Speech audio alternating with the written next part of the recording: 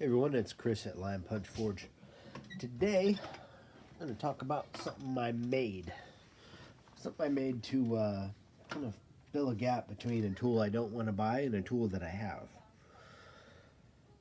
So, I like hand graving, but I'm absolutely terrible at it. I like, carving with the flex shaft and all that kind of stuff. It comes in handy. It comes in handy with stone setting. It comes in handy with adding details to certain things. But what I'd liked the idea of was having my own air graver, and that was going to be something along the lines down the road where I had more money than I knew what to do with, and buy a $1,000 air graver. Right now I don't have that. So what I made was an attachment to my Foredom hammer handpiece that would allow me to engrave rather than just texture and move metal with the percussion. So before I get started in that, I wanted to let you guys know that if you guys like what you see, please like, subscribe, and leave me a comment. Leave me a like, dislike. All of it means the same to me. It's feedback. So right down there, there's a little red subscribe button. You want to hit that? You'll get well, next to that, there's a little bell too. They'll subscribe and then a bell. If you hit that bell, you'll get notifications when I post a new video. And I know it has been a while, but I've been working on some new tools and some Mother's Day presents and all sorts of other fun stuff. But right now I'd like to talk about this guy. Make sure I'm in focus there. Yeah. So hammer handpiece that goes on your Foredom. It's keyed the same. And rotate it until it goes on. There we go. And basically what it does, it takes the rotary version, or the rotary motion of the motor, and turns it into a percussion. So instead of rotary, it's percussion. And this is what it does. So if you hand here,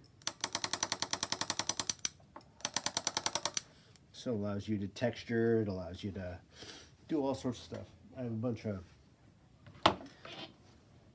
little anvils and stuff like that for the Foredom. So this set is basically everything you need and lots of stuff you don't. My favorite's probably the pave. Well, there's a little diamond or a little kind of sapphire in there that, as it hits, it creates a pave look. I'll use a lot of this one for setting bezels, a lot of the others for texture. But you can take these and you can modify them with your grinder and shape them any way you want. You can polish them out. Basically do kind of sky's the limit. What I wanted to do was take a factory graver, and I wanted to be able to put it in there so that when I did it, let me find my pedal, that I created an engraving motion like you would have with an air graver.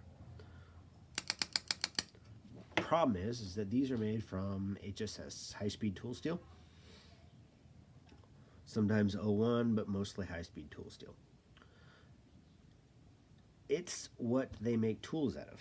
So if I were to try and turn this down and thread this, I would need something harder than tool steel, like carbide, or there's a lot of other excuse me, a lot of other things out there that are readily available to cut tool steel. Sorry, yawning. I don't have those things, and it can be labor intensive. I don't have the tools to be able to do that. I have a small lathe, but it's tiny. It's a little hobby benchtop lathe made by a company called TAG, and it's fantastic for making tooling and doing all sorts of stuff, but not really ideal for doing all this kind of junk unless I have a bunch of modifications. what I did do was create some soft 01 tool steel that I then hardened and was able to put into my flex shaft, or the Foredom handpiece, and create a motion. So this is shaped. This is I don't think it's dull right now. Yeah, it's dull right now, but this guy will engrave. I've made a couple of those, but it wasn't quite what I wanted, because every time I need a new graver, either I grind this one down or I turn a new piece of steel and then have to harden it and thread it and all that fun. And I didn't want to do that. I wanted to use factory, unmodified factory gravers. So what I came up with was, I haven't got a name for it yet, but I'll think of something classy and embarrassing. Was this. So this guy is bored out to just a little bit over 1/8 of an inch, and it has a set screw that allows you to tighten it down and set something in there as small as 3/32 of an inch.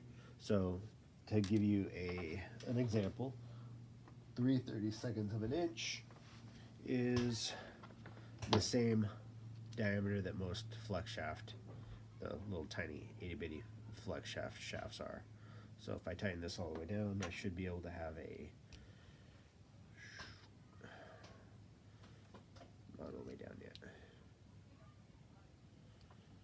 There you go. So now I have it's tight in there. It's not centered exactly, but it's not really necessary to have this centered when it's a percussion. Centered when it's a rotary tool would make you're going to do this on a rotary tool, but that's not what this is. This is a percussion. So this is for an example. It's not an actual whatnot that I'd stick in there. And I made this little guy too. He's cute. So what this does is, there's a graver that I made. This is a 1/8 inch high-speed tool steel, and I rounded at the bottom, sharpened the top, and you can tell it's sharp if you stick it on your nail and it doesn't move. It's sharp enough. So what I do is I took this little guy and I'll tighten him down, but for the sake of showing you, factory, put him in there, tighten it down, and now I have a graver stuck in my handpiece. So I will screw this guy in, and now I have a graver in my handpiece that I can then use. I'll grab a little piece of wood here. It's my incense block, but you can carve wood, gray metal. And what I'm going to do is show you guys a quick video of me making this. So this is with the graver that I made and in my ball vise here. So I'm going to go ahead and cut to me doing that, and I might do a voiceover. We'll see if I feel like it. So we're going to do that. Take a look.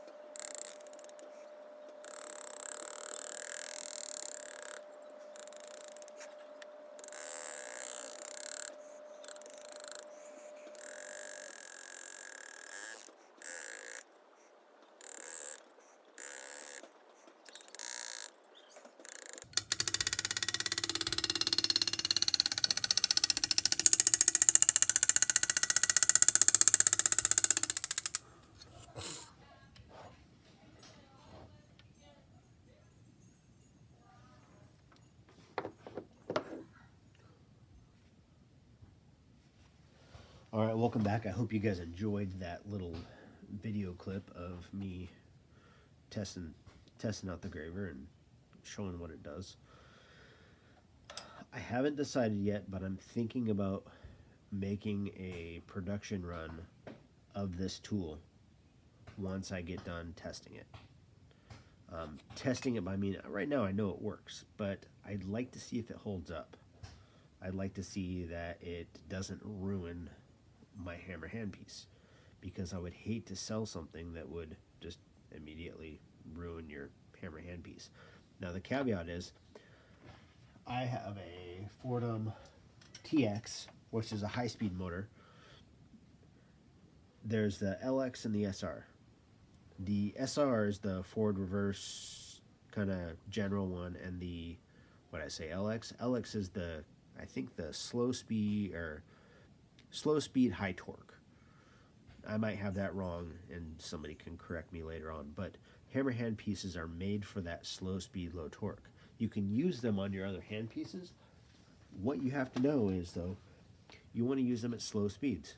So that's probably the fastest that I would use it at. It does ramp up, and it doesn't really do you any good. I like pretty much that. And you can use your foot pedal to make that happen. Faster speeds, no good, because this will overheat and it will ruin your handpiece. Foredom advises against high speeds using this handpiece. But you say low speed, you will be just fine. Or you can get one of those speed controllers. I don't like them because I want to be able to control the speed with my foot.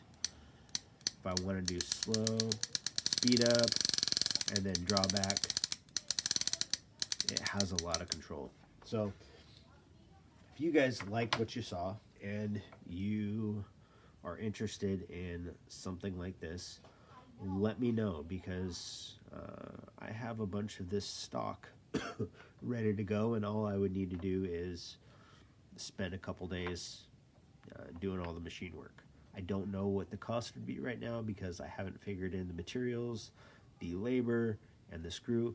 Unfortunately, it's probably not going to be extremely cheap, but it will be significantly less than that of buying a engraving machine. So the cost of this and you buying your own Foredom hammer handpiece is still going to be significantly less than buying an air graver. Is it perfect? No. Is it cheaper? Yes. Does it do good work? Yes. Yes, it does.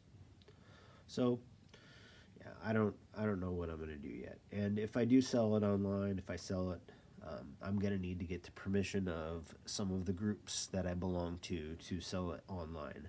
And if I don't, then I won't be selling it there. If I'll be selling it probably off my webpage.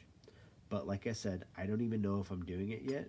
I want to make sure that this works fine, this does its job, and that I'm happy with it. Because if I'm happy with it, I would hope that you guys would be too.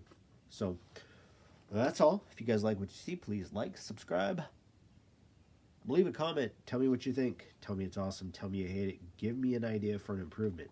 This is made from stainless steel, so you're not going to get rust. It should be non-magnetic. Yep, non-magnetic. And yeah, so you're not going to have metal chips attach itself to this particular piece. So, all right. You guys have a good day. Thanks for watching.